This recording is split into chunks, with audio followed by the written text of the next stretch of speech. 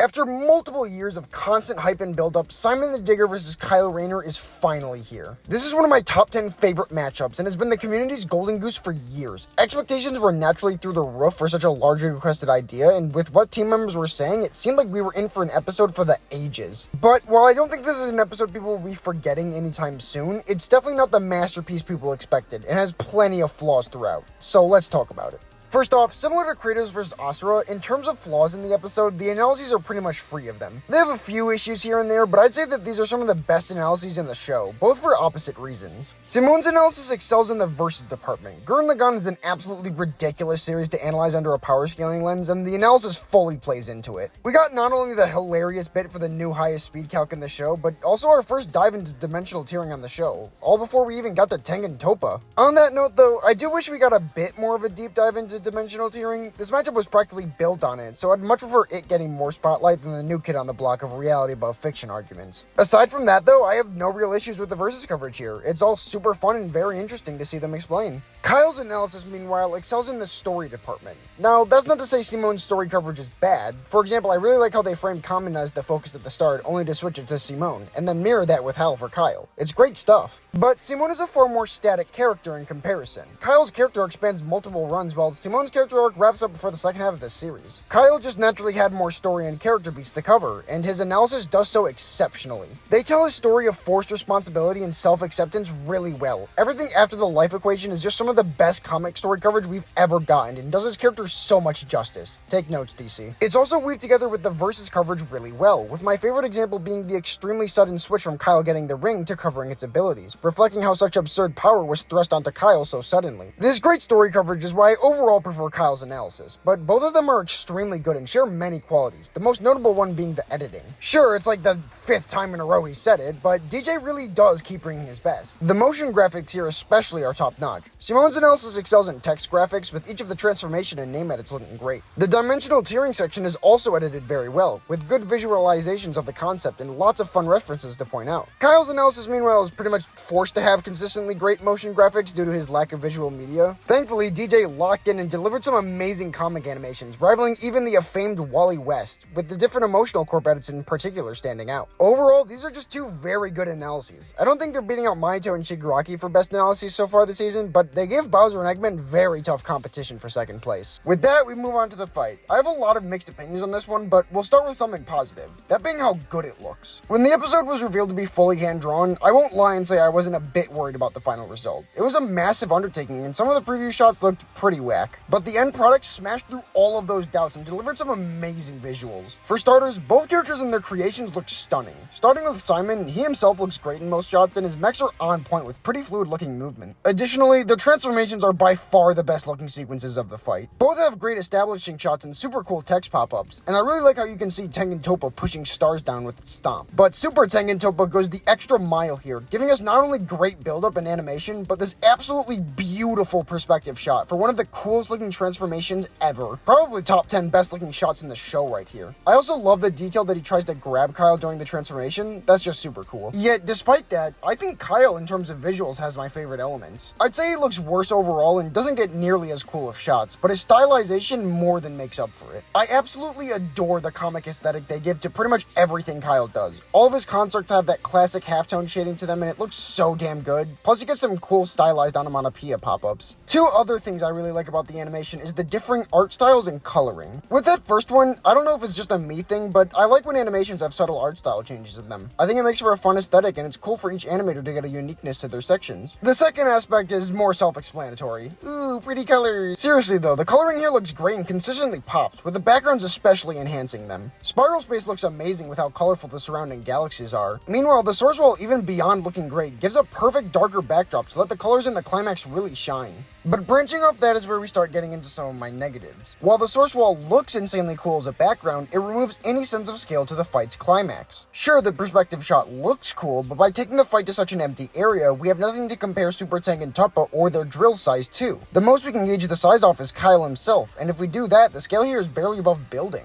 Sure, we know they're supposed to be universe size, but it never feels that big. It barely even feels cosmic compared to normal Tengen Toppa shattering and standing on universes. The issues in scale don't stop there though, because one of the fight's its most glaring problems is its pacing and escalation. Putting it bluntly, within 10 seconds, this animation jumps from city block to universal in scale. Now, the goal here is obvious. The main thing people are watching this for is the cosmic parts. It's what Gurren Lagann is known for after all, so naturally the fight wanted to get to it as quickly as possible. This is a good idea, give the people what they want and all, but it's executed very poorly. The escalation is just completely non-existent. There's no build-up for going to space, and there's negative build-up for it going cosmic. It's not like Simon was pressured into it either. He overpowers Kyle with just logon right before, which makes the fight feel like it's rushing through a checklist rather than flowing cohesively between scenes. The scale whiplash is made even worse by how little actually precedes it. We only get about a half a minute of fighting before they jump to a universal scale, so it makes you ask, what's even the point? I feel like the easy solution here is to just start in space or on a cosmic scale. It wouldn't be hard to tweak. Nearly everything they did on a lower scale could be done on a higher one just fine, and it'd fix all the escalation issues while keeping the intent of getting right to what people actually want. However, we are still not done talking about scale, because the escalation here drags one last thing down with it, and that's the characterization. The sudden jump in scale becomes even more ridiculous when you look at it from a character standpoint. Up to this point, Kyle has told Simone he's breaking the law, defended himself, and tried to avoid the fight Simone started. Simone responds to this by stomping out a universe. Simone in general kind of needlessly escalates this fight, most notably towards the end in the source wall, where Kyle pretty clearly tells Simone that he doesn't want him to die and wants them to stop fighting. While yes, Kyle does this through trying to forcefully manipulate Simone's mind, the intention is still to pacify the fight. Now, let me be clear, the issue here isn't that Simone kills him or even starts a fight. It's a death battle. You're almost always going to need some suspension of disbelief for the characters to have a fight to the death. It's just the way they reach it makes Simone seem kind of insane. Ultimately, this criticism is on the lesser end of things though, because I think the characterization is mostly really good. Both Simone and Kyle are very charismatic throughout the fight, helped a lot by how expressive them and their constructs are. Simone has more notable character moments with his constant aura farming and references, but I love Kyle looking up at the universe-sized drill in front of him, giving a giant smile and deciding to match it. That's just really good. On the topic of Kyle though, let's cover my other main issue with the fight, that being how unimpactful Kyle feels. Now, let me be clear again, I'm not trying to say this fight is Simon featuring Kyle or that Kyle got stomped the whole fight. This isn't Bowseg. What I am saying is that it's very obvious the animation favors Simone and doesn't give Kyle the same spotlight. Between his far better transformations, cooler ability usage, and consistent superiority, for the majority of the animation, Simone is taking center stage. Sure, Kyle has the advantage for like the first 30 seconds, but after that he never gets a moment where he feels advantageous or even impactful again. Now, this wouldn't be an issue if the same were true for Simone, but it isn't. Simone is very clearly superior in the White Lantern and Tengen Toppa fight and gets far more impactful hits in. He consistently overpowers Kyle's constructs, tanks pretty much all of his attacks, and when he's not outright beating Kyle, he's at minimum on even footing. I think this issue is best highlighted in the source wall section, where Kyle is surrounded by the life equation and using all 7 lanterns at once. This feels like it's supposed to be his big moment. Yet all it results in is a mental attack with no impact. It does no actual damage to Tengen Toppa, and even worse, it's immediately turned into a spotlight for Simone when this should really be Kyle's. Kyle never really gets a notable moment to me in this animation. Sure, he does some really cool things like the Superman construct and the drill clash, but they're all moments overshadowed by Simone in the same sequence. He never gets his own time in the spotlight. At best, he gets to share it sometimes, but even that's few and far between. It definitely isn't helped by Kyle being a really basic fighter here. Constructs are his speciality, but they're pretty much all he uses in the fight. Compared to the laundry list of hacks they mention Kyle has, the 3 or so he actually uses seem pretty underwhelming, especially when all of them accomplish basically nothing. Honestly, I'm really surprised they didn't work the plank length manipulation into the fight. They put a lot of focus on it in the analysis, and it seemed like a no-brainer to use against a cosmically sized enemy.